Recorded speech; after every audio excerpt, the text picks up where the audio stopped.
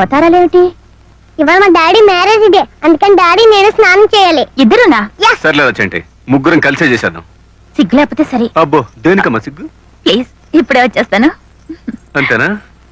రారా. కళ్ళలో పడుతుంది, కావాలంటే కళ్ళలో పడుతున్నాయి. పిల్లికి ఎలక సాక్ష్యం. నన్ను పిల్లంటావా? అయ్యో రామచంద్ర ప్రభు, తప్పు. మొగుణ్ణి గోపాలకృష్ణ నేను ఇక్కడ ఉండగా ఆయన ఎందుకు పిలుస్తావు? ఆయన అసలే ఏకపత్ని వ్రతుడు.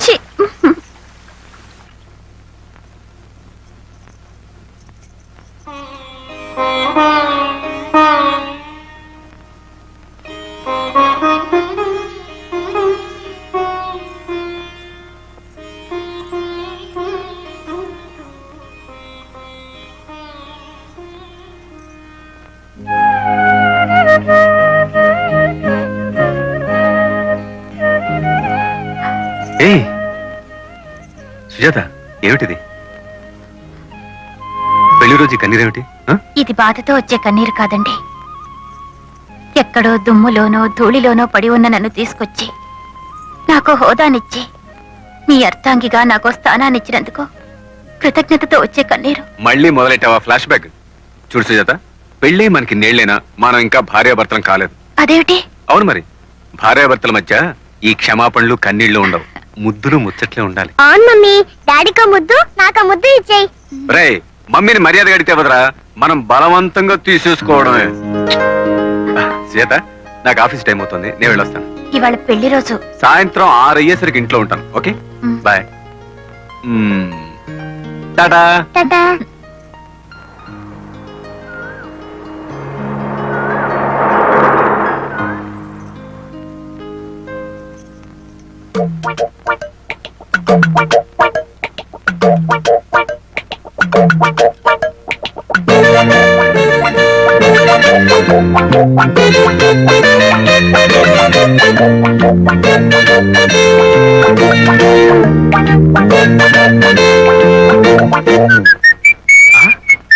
రేకులు ఏమిటి ఇలా రేకులు అరిగిపోయి?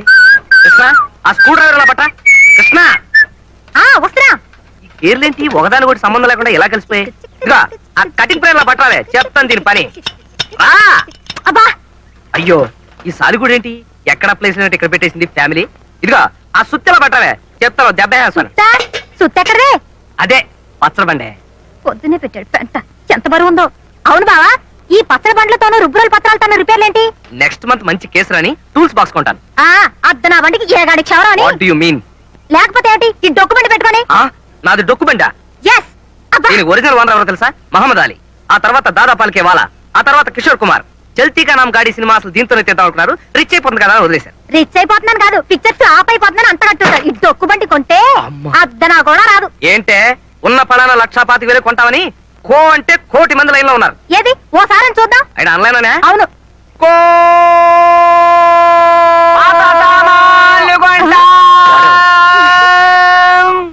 ఏంట్రా ఇది పాత సామానా? యాంటిక్ రా, యాంటిక్. తాజ్మహల్, కృష్ణదేవరాయల కత్తి, దేవదాస్ కొట్టి పారేసిన మందుబాట్లు, హిట్లర్ వాడిన రేజర్ తీసి దాచుకుంటారు చూడు, ఇది అంతే. పాత సామాన్లు కొంటా. చెవు కోసిన మేకలాగా, అరిగిపోయిన రికార్డు లాగా, మంత్రి గారి వాగ్దానం లాగా చెప్పిందే చెప్తామే. నువ్వు మనిషి కదా. పాత సామాన్లు కొంటా. కొంటావు కొంటావు, నేను అసలు అమ్మితేగా. ఇదిగో చూడు, నాకు ప్రమోషన్ వచ్చి నేను ఈ జిల్లా జడ్జినైనా సరే ఈ కారు అమ్మనుగా అమ్మను. పాత సామాన్లు కొంటా. నీ అమ్మ కడుపు కాలా, నాకు 7 లక్షలు చెల్లుందన్నారు. బహుశా చిన్న కొడుకు నువ్వే అయి ఉంటావు. పాత సామాన్లు కొంటావే? కొంటావు కొంటావు. అబ్బా,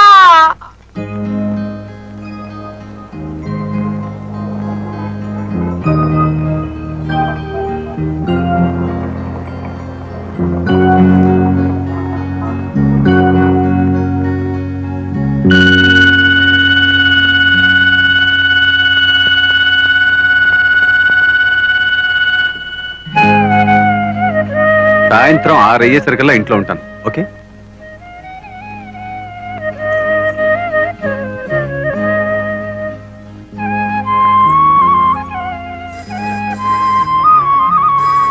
హలో గోపాలకృష్ణ గారు ఇలా? అవునండి. సుజాత గారు ఉన్నారా? పిలుస్తావా బాబు? Sujatha. Mummy phone. Hello. Sujatha గారా? ఎస్.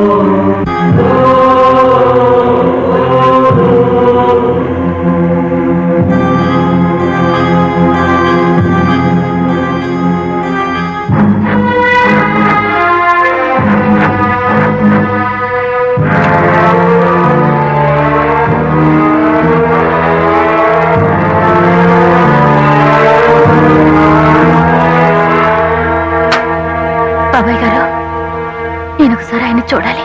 వద్దమ్మా, నువ్వు ఇప్పుడు గోపాలకృష్ణని చూడలేవు. నీ మనసులోని రూపాన్ని అలాగే ఉంచుకో. నేను ఒకసారి ఆయన్ని చూడాలి. వద్దమ్మా, నా మాట వినవు.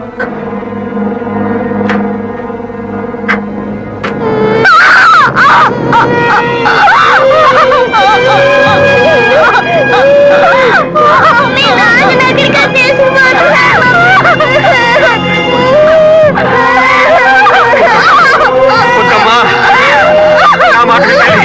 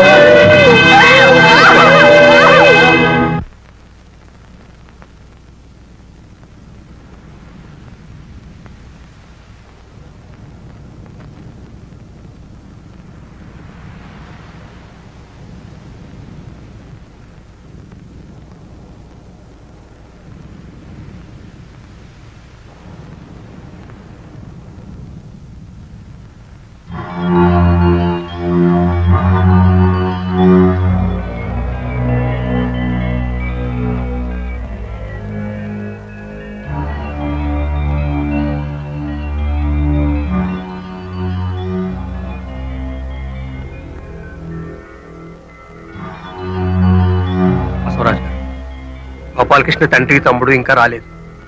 వాళ్ళు లేకుండా దహనం చేస్తే మాట పడాల్సి వస్తుందేమో. కబురు చేశాం కదండి, ఊళ్ళో ఉంటే ఈ పాటికే వచ్చి ఉండేవాళ్ళు. చేయగలిగిందేమో. మాటో మంచో మనమే పడదాం కానివ్వండి. బతికుండగా ఆ ఇంటి మీద కాకి ఇంటి మీద వాలేదు. అయితే మాత్రం ఇలాంటి సమయంలో నా పట్టింపు ఏం చేస్తా? అది బాబు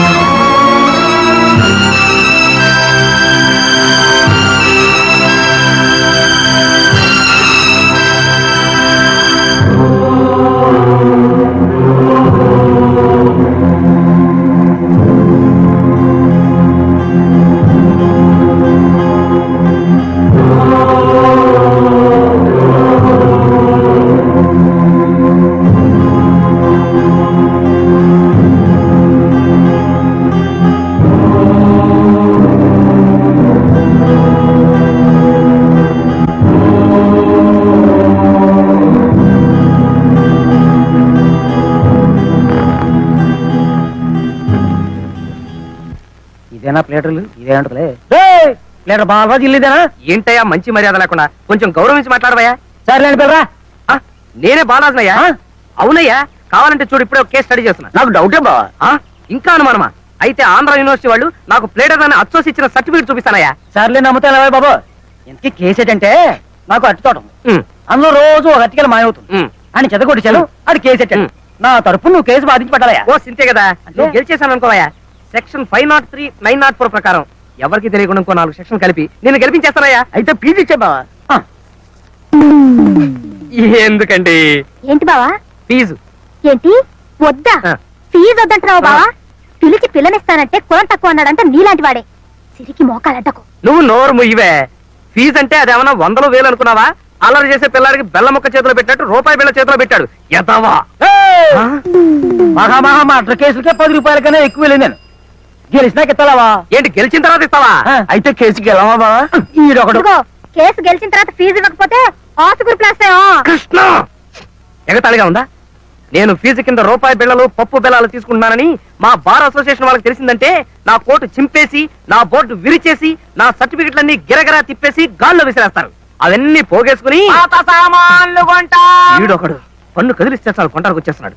రేయ్, నాకు క్లయింట్ దొరికాడరా. పాత సామాన్లు కొంటాం. కొత్తగా క్లయింట్ వచ్చినప్పుడు తగలంటావు. నేను నీకేం ద్రోహం చేశాను? పాత సామాన్లు కొంటాం.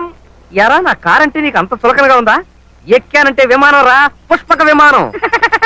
పాత సామాన్లు కొంటాం. ఏనుగు రోడ్డు ఎమ్మట వెళ్తుంటే అనేక రకాల కుక్కలు మరుగుతాయి. మాకేంటి? పాత సామాన్లు కొంటాం. ఇదేంటయ్యా ఇల్లు ఊరికింత దూరంగా కట్టాడండి మావాడు? మీకు తెలియదే ఉందండి, ఆయన ప్రశాంతత కోరుకునే వ్యక్తి. ప్రశాంతత కాదయ్యా, ఒంటరితనం. అందుకేగా వాడు చిన్నప్పుడే మమ్మల్ని అందరినీ వదిలేసి వచ్చేసాడు. ఈ కనిపించే సైట్ అంతా మావాడిదేనా? అందులో 20 acres అయిందేనండి. ఫ్యాక్టరీ ఇక్కడికి ఎంత దూరం ఉంటుందో? 10 kilometers ఉంటుంది సార్. సంవత్సరానికి టర్న్ ఓవర్ ఎంత ఉంటుంది? దాదాపు 1 కోటి దాటుతుంది సార్. అలాగా? అయితే మేనేజర్ గారు సార్, కొబ్బరి తోటలైతేనే నారింజ తోటలైతేనే ఓ 300 ఎకరం ఉంటుందంట. 300 acres చాలా ఎక్కువ కదా డాడీ. వ్యవసాయానికి అయితే ఎక్కువ, అమ్మకానికి మాత్రం తక్కువరా. నేను అదే అనుకుంటున్నాను. నువ్వు నోరు మూసి కూర్చో. మావయ్య టిఫిన్ చెద్దరికని రండి. నేను అదే అనుకుంటున్నాను. అయితే రాజుగారు, మా గోపాలకృష్ణ పెద్దగా తాగేవాడు కాదనుకుంటాను. అబ్బే, పండక్కో పబ్బానికో ఓ కుక్క. తాగుడు విషయం చెప్పాలంటే మా బావమరిది వేధవ పీపాలు పీల్చేస్తాడు. ఎప్పుడో లివర్ బుడగలా పేలి చస్తాడు వేధవ. మా కోడల్ని చూస్తే నాకు చాలా బాధగా ఉందండి. బొత్తిగా లోకజ్ఞానం తెలియని పిల్ల, వీడ పసిగుడ్డు, లంకంత కొంప బోళ్ళంత ఆస్తి. ఎంత ఆస్తి ఉంటే ఎలా బాగుండి నాదుడు లేకపోయాక? అవును డాడీ, నేను అదే అనుకుంటున్నాను. ఉంటే ఆస్తి నాదుడు 2 ఉండాలి, లేకపోతే లేదు. రే సుపుత్ర, నువ్వు ఇడ్లీ తినడానికి మాత్రమే నోరుపితే బాగుంటుందిరా. పరామర్శించడం కూడా రాదు మా పాకి వేదోకి. నువ్వేం అనుకోకమ్మా. మేనేజర్ గారు సార్. మరి ఇంత ఆస్తిని మా గోపాలకృష్ణ ఒక్కడే చూసుకునేవాడండి. అవును సార్. సర్లేండి, ఇందులో పుట్టి ఇందులో పెరిగాడు కనుక అతనికి కష్టమేం కాదు. ఓ పని చేద్దామండి, ఈ బాధ్యతలన్నీ చూసుకోవడం మా కోడల పిల్ల వల్ల అయ్యే పని కాదు, కానీ అవన్నీ మా ఆదిబాబుకి అప్పగిస్తాను.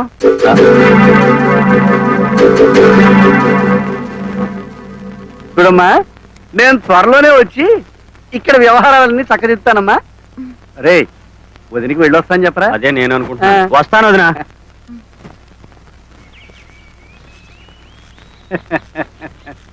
ఈ తాతయ్యకి తాట చెప్పు బాబు. ఒక్కరితి ఎలా నెగ్గుకొస్తుందో పాపం, మనమే దారి చూపించాలి. వెళ్ళొస్తాను రాజు గారు. ఉంటాను. నమస్కారం. ఏమిటమ్మా, గోపాలకృష్ణ బతికొండగా పలకరించడానికి కూడా వచ్చేవాడు కాదు, ఇప్పుడు బాధ్యత అంతా నెత్తినేసుకుంటున్నాడు. అదే నాకు అర్థం కావడం లేదండి. బంధుత్వాలు నమ్మకూడదమ్మా. కొడుకైనా సరే కరువు పెట్టిన మరుక్షణం ఆస్తి కోసం కోర్టుకు ఎక్కుతున్నాడు. మా బామడి విధం చూడు, నేను బతికొండగానే ఎల్ఐసి పాలసీలో ఎంత ఉందో లెక్కలు కట్టి మా ఆవిడికి చెప్తున్నాడు. వస్తానమ్మా, నువ్వు జాగ్రత్తగా ఉండు. వస్తాను.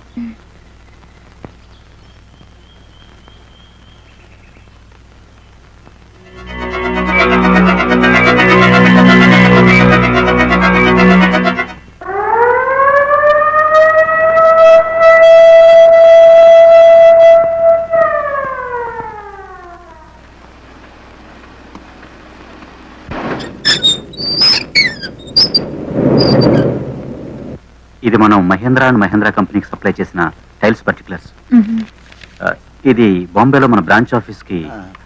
అమ్మగారు, మీకోసం శరభయ్య గారు వచ్చారు, పంపమంటారా? పంపించు. మనం సప్లై చేయాల్సిన టైల్స్ వివరాలు మీరు సంతకం చేస్తే కన్సైన్మెంట్ వేళ పంపించేద్దాం. ఇది కర్ణాటక గవర్నమెంట్ కి. చాలా బాగుందమ్మా. అయితే నువ్వే సొంతంగా మెయింటైన్ చేసుకుంటున్నావు అనమాట. ఆ ఫ్యాక్టరీ కూడా చాలా బాగుందమ్మా. నాకు కావాల్సింది కూడా అదేనమ్మా. కూర్చో కూర్చో కూర్చో కూర్చో. మా గోపాలకృష్ణ పోయినంత మాత్రాన వాడి కంపెనీలన్నీ మూతపడితే వాడి ఆత్మకు శాంతి ఉండదు. కాకపోతే ఈ బిజినెస్ అంతా చిన్నది చితకది కాదు, ఎన్నో బాధ్యతలు. దీన్ని నిర్వహించాలంటే తెలివితేటలు ఉండాలి, చాకచక్యం ఉండాలి, పబ్లిక్ రిలేషన్స్ ఉండాలి, స్టాక్ ఎక్స్చేంజ్లు. అబ్బో, మొగాళ్ళం మాకే కంగారు పుడుతూ ఉంటే ఆడదొక్కటివి నువ్వేం చేయగలవమ్మా? అందుకని నేను బాగా ఆలోచించి ఈ బాధ్యతలన్నీ ఆదిబాబుకి అప్పచెప్దాం అనుకుంటున్నాను. అంచేత పవర్ ఆఫ్ అటార్నీ వీడికి అంట కడితే వాడితో వస్తాడు. అది కాదు డాడీ. కాస్త నోరు మూస్తావా? చూడమ్మా, సంతకాలు ఇక్కడ ఇక్కడ చెయ్యాలి. నేను కాస్త ఆలోచించుకోవాలండి. ఇంకా ఆలోచించుకునేది ఏముందమ్మా, మేమంతా ఆలోచించే ఓ నిర్ణయానికి వచ్చాం, నీ కేసు శ్రమ ఉండకూడదని. నేను కూడా అదే అనుకుంటున్నాను. నోరు ముయ్యి. ఇక్కడ పెద్ద సంతకం. నన్ను తొందర పెట్టకండి, నేను ఇంకా ఏ నిర్ణయానికి రాలేదు. వినమ్మా, ఇష్టం ఉందే ఉంది. ఓ మాట సహాయం చేసేవాళ్ళమే కానీ కావాల్సిన దానికి కనుక సహాయం చేద్దాం అనుకున్నాం. కంగారు ఏం లేదమ్మా, నీ నిర్ణయమే మా నిర్ణయం. వెళ్ళొస్తామమ్మా.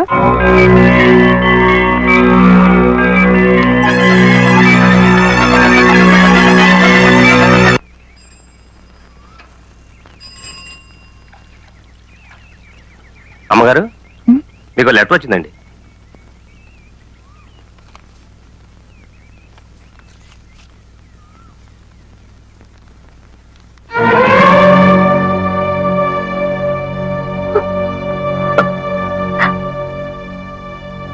ఆయనకి పెళ్లి జరగలేదట. అసలు మా సంబంధమే చెల్లదట బాబాయ్ గారు. ఎంత అన్యాయం!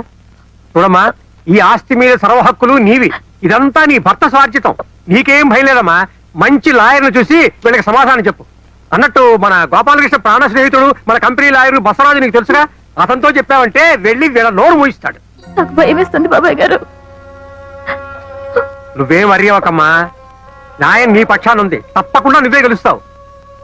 సొంత కొడుక్కి తండ్రి ఇంత అన్యాయం చేస్తాడా? ఛే, ఛే, ఛే, ఛే, ఛే.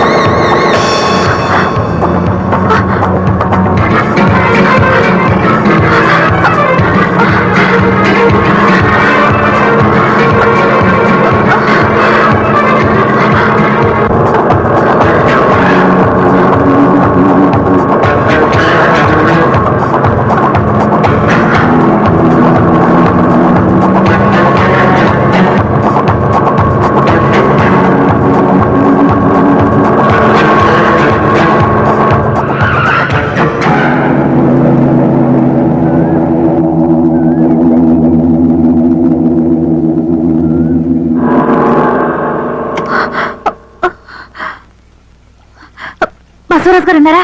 లేరమ్మా, కోర్టుకెళ్ళారు. సరే.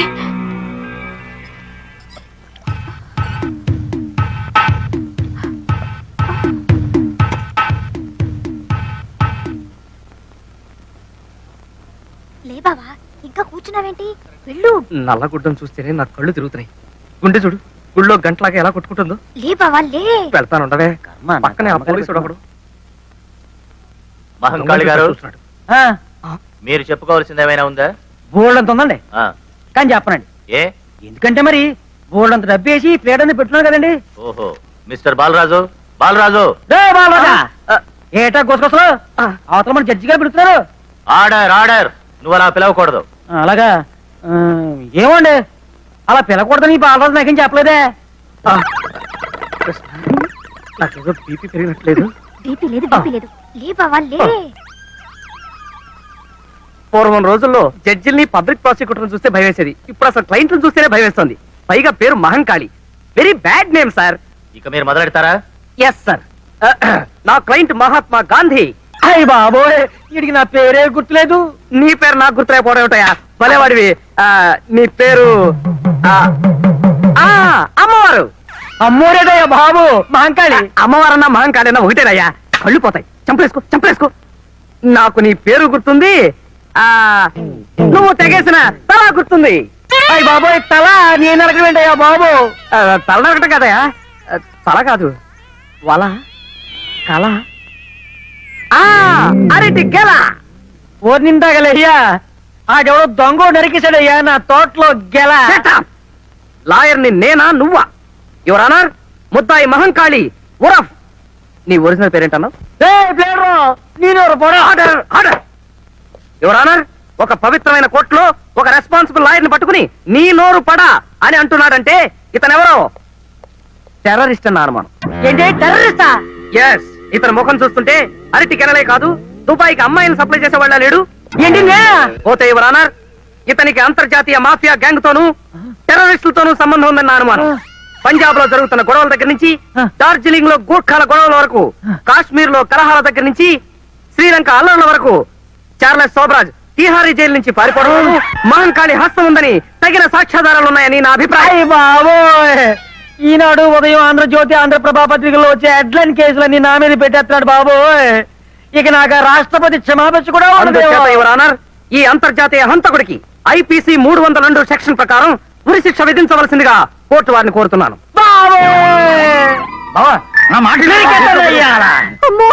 బాలరాజు, నా డబ్బు వేసేసి నన్నే కేసులో ఇస్తావంటా? ఒక్క ఏడుతో నీ తలతగా అవతల పడకపోతే నా పేరు మాంకాడే కాదురా చెప్పారు.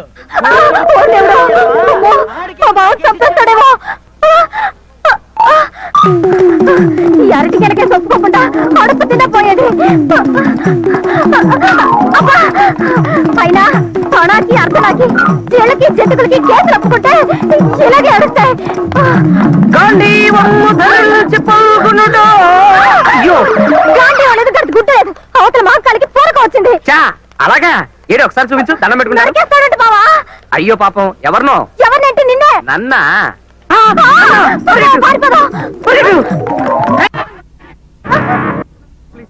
ప్లీజ్ తను వదులు ప్లీజ్. నిన్నోదల్లో నీ తల నేనరికెత్తాను. తను వదులు ప్లీజ్, తను వదులు ప్లీజ్. నిన్నోదల్లో నీ తల నరికే తీరుతాను రా. నరికేసి ఏ కీల్ కాకీలు తీసేసి కాకులకి ఎక్కడికి వేస్తాను రా. నేనంటే ఎవరుకున్నావు రా? అమ్మా